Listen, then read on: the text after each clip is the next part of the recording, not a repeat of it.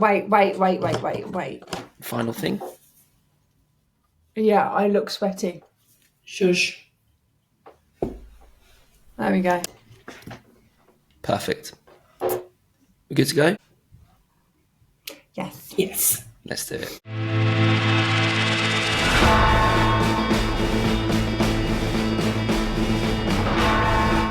Welcome to The Good, the Bad and the Fixable. This is where the design team at Radiant take a look at an e-commerce site and decide what they think is good, what they think is bad, and what they think is fixable, which is why we've called it The Good, the Bad and the Fixable. Hello, April and Leanne. How are you both? Hello, Matthew. We are good, thank you. Good. Today, we're going to be looking at Funk Motorsport, which is heat management specialists with accessories and products that are used by professional race teams and drivers around the world. So we're going to have a look at their website and see what we think. Lovely. Here we go. So if we start with what we think is good about the site, April, do you want to kick us off today? I shall.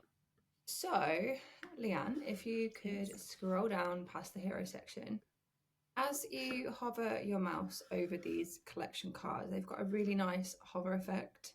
So the CTA button appears as you hover. I think the actual design of this section is a little crowded, but I think having that hover animation, it just helps to indicate to the user that it's clickable and which block that you're directly on. So yeah, that was my good. They've been quite thoughtful in terms of user interaction. Leanne, what did you think about what was good about Funk Motorsport? So mine closely ties into that as well. Mine was aimed at the photography. So for example, on these product cards, they've used nice lifestyle imagery throughout as well, what I thought, because normally they can just do a PNG of a product shot, which again doesn't come across as quite professional, and it can come across as sort of messy looking. But here they've used that nice lifestyle shot, and I think it just ties into the overall brand. I liked the use of the video they've got around the site. So if you have a look at I think in the top nav, there's a link to how-to videos. Yeah. So they've got a whole kind of suite of how-to guides for the products, which I thought were really, really nice because cool. of the nature of the product. Yeah. They've got lots of practical tips on how to actually implement and use them. I might give that a go myself. Yeah. I think it's just that. really comprehensive, rich content there. Yeah, no, I think that's a really great idea. Yeah, I like how it's in the nav as well, so it's easily accessible to everybody. Yeah, and they've also incorporated it, I think, on the product pages. So if you have a look, if you go to shop and then intake protection as an example, and then just click on the first product, I think that they've got, if you scroll down, they've got under product guide, I think they've linked through to the videos there as well. So moving on to what we thought doesn't work so well about the website. April, over to you. Okay, what's your on the PDP? I think the PDP in general is just really lacking. It's not very exciting. I think it's probably got lots of content that is important for users to read and understand, but in terms of layout, like, it's just not very inspiring. I think it's difficult. You have to really use your brain. Do you know what I mean? Like, click through each of those accordions and read all of that information. And I'm sure it's really very important, but it's just not very engaging at all. Like, you could have some more lifestyle imagery. This in itself is not okay. I didn't notice that before. Oh, what was that? What are you referring to with that? So some of the imagery is square and some of it's like, that's probably a 3:4 ratio. And like, instead of it being cropped at a square, it's like jumping up and down. Yeah. It's resizing according to the image size. So yeah, the overall PDP, there's just so much more that they could do with it to make it just look, I don't know, more engaging. Even if they didn't have additional imagery and additional content, they could still improve the layout. Mm-hmm. Yeah, I think you're right, which leads into my bad one, which is the collection page. And again, I think it has the same issue. It just, the branding from the homepage isn't really brought across. It is within the hero, but I think once you scroll down, we've got everything sat in the center. We've just got a text box here. There's just not much. I think there could be a lot more brought through into these type of pages. Mm-hmm. And what I had noticed is, let's see if I can show you guys on here. If you click into mobile, we've got sort of some quick links along the top on Oh, mobile, that's nice. but once you drop back into desktop view, they disappear. So it would be nice to sort of see maybe that brought in. I'm not too Are sure. they quick links or are they the product cards?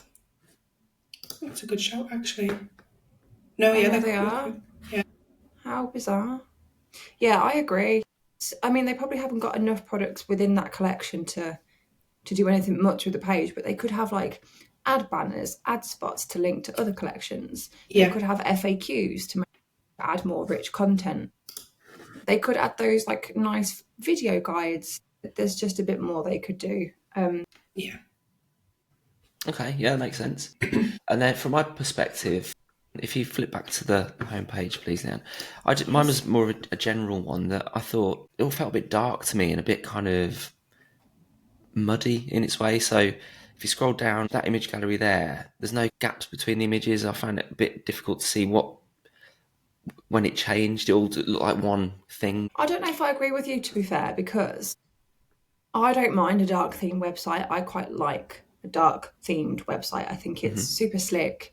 It can be quite luxurious. I really do like dark colours in terms of UI. I Yeah. do agree in terms of like spacing, and I did mention this on my first point. That image gallery is the collection block gallery. It's all very squished together.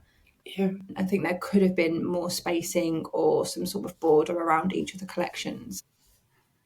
yeah, You have to also bear in mind that brands have a brand style, brand guidelines. These are probably their brand colours. Mm. But I think when you've got a dark themed website, incorporating some sort of vibrant colour, what would be nice to add in here is like lime green, mm, or do you know what I mean? Like some sort of funky colour. Yeah. Do it every week. Some sort of funky colour to just brighten it up a little bit and add, like for the buttons you could have that lime green, but yeah, some sort of like color to really brighten it up. So, and I agree with you on the spacing. Like, look, where you've got choose your heat management as the title to that section, like there's no Hmm. spacing.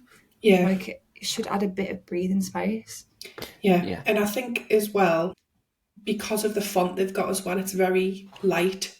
It's quite Yeah. difficult to pick up on and read. And I think because the images they have can be quite busy if they didn't have that darker overlay, I think they'd hit sort of like a contrast issue there as well. Mm. Yeah, it might just be one of these things where it's down to personal preference rather than it's a design choice, and it perhaps doesn't work for me as well as it does for other people. But But just on that, I think broken record again. But I think like their logo is quite it almost reminds me of like a graffiti style. Like it is, I don't know, quite elaborate. But then the rest of the UI is very basic and simple. Like there could be a balance between, I don't know. Do you know what I mean? Like the two different styles, like adding a bit of personality to the design. Yeah. No, I see what you mean. Yeah, they could bring it out. They could have sort of, I don't know, like back again these graphics, monograms, like they could incorporate all these sort of different design elements, and I think it would just elevate it a little bit further. great, that's all good points. And then, so if we all pick a point that we think is kind of nearly there, something that you'd maybe tweak or that you'd fix somehow, maybe we start with you, Leanne, for this one. Yeah, so mine was just the header. I think it's just there's a lot of space in the header. We've got that search bar which is very long directly in the center, and again it does grab the user's attention, but I think it takes attention away from the navigational links which don't look like they're sitting center because of the search bar, and then we have the currency in the basket over here, and I think it just looks all a little bit mismatched and misplaced. Hmm. I think if they just sort of rejigged the layout a little and sort of like adjusted the hierarchy, I think it would maybe look a little bit nicer. Yeah, yeah, I see that. April, what do you think about the header? I'm going to echo that with my fixable. Same with Leanne. It's nothing aligns. Like that's. I Yeah, will say, I will caveat on the search bar. People probably know exactly what they want when they come to the site, so they Mm. will most likely search for it rather than go through the navigation. So I understand why there is prominence on the search bar, but the nav's massive. Like it just you could fit all of that all on one line. Like it doesn't need to be separated. And like you yeah. said, Leanne, the hierarchy. Another thing, scroll down the page Oh, so it hides, and then Scroll back. No, scroll down again. And then move your mouse. Don't scroll up, but just move your mouse towards the top. Hey, it doesn't work on yours. So on mine, on my smaller MacBook, you'll scroll down and then it will change from the full width nav to a burger menu on the top right. It's not showing on yours, but on mine it switches between two. So when you're scrolling, it converts it to a burger menu, which I think is really confusing. Yeah, that's a strange one. See, that's dependent on the screen size. I would imagine so. Are you on you're using your desktop, aren't you? Yeah. Can you see if you can shrink it? If I shrink it on here. That's going to be too small. Yeah. Okay, maybe try there. Yeah, see? Burger menu. I think it's really confusing. Like, you could have the nav hide away on scroll, but then appear again when you stop or when you move your mouse higher up. But just the burger menu is really confusing. And it's also all the way on the right, which is quite confusing considering it's normally located on the left. On the left. Well, especially when your basket is typically on the right. I just think you shouldn't switch interface. Yeah. That's it. Yeah, interesting point. Well spotted. From my point, I looked at the header as well. Something that I thought was, again, this might be just my point of view, so I'll be interested to see what you both think. But one of the top nav links, I think it's under custom blankets. And then if you go down to industrial heat solutions, if you click that one, that then takes you, doesn't open a new tab, it just plops you onto a different website, which I thought was strange. I prefer the design of this website. I'm assuming it's the same company. I think the addresses are the same. Yeah, they're definitely linked or based at the same place, yeah. I think it's fine to do that. I just would open it in a new tab rather than change the browser, because you're taking the user away from the current website, which I think is just not great. You have to use your back button in the browser to navigate back to Funk Motorsport. Yeah.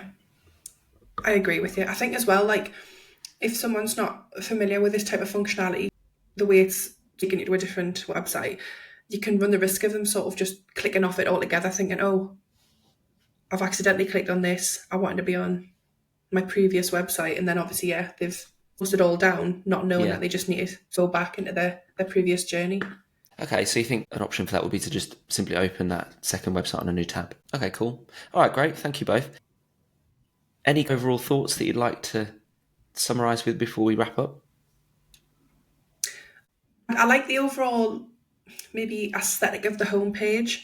I just wish they would bring it across into the other pages as well. It seems to become more like an afterthought of those pages, whereas the homepage seems to have like the main focus. I think they've got the content, which I think they've done well, like with the guides, with the information. I think the content is definitely there. Oh, but the design's just a bit meh, you know? It's just not really doing it for me. Maybe the customers that shop this type of product aren't that fussed. However, if you're looking to upgrade parts in your car, then you're fussed on your vehicle, which means you must have some sort of eye for design and stuff like that. So I think there's definitely an opportunity for them to really improve on their brand. There's lots of car brands out there that just have a really elevated website design, and this is just, it's just how I would describe it. All right, thanks both. Okay, great. If you're watching and you'd like your website to be reviewed and critiqued by our design team, get in touch with us at Radiant, and we'd love to have a look for you. And yeah, see you on the next one. Thanks very much.